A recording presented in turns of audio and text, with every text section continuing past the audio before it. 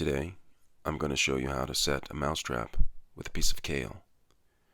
Nowadays, mice are a little bit more healthier, especially urban mice. They don't always want peanut butter or high-fat foods. They want to be healthy. They want to live longer. So they choose kale.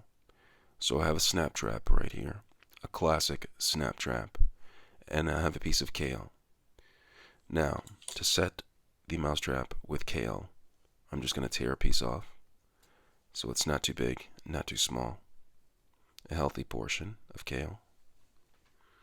Alright, and so I'm going to take the piece of kale, and then I'm going to take the mousetrap, and I'm going to place the piece of kale on the mousetrap, just like that.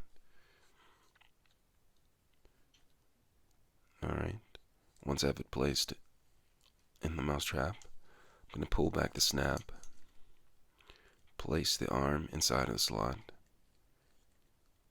just like that. And then I'm going to take the mousetrap and put it perpendicular against the wall, just like that. This will not catch unhealthy mice, only the healthy mice. Let me know if you have any questions.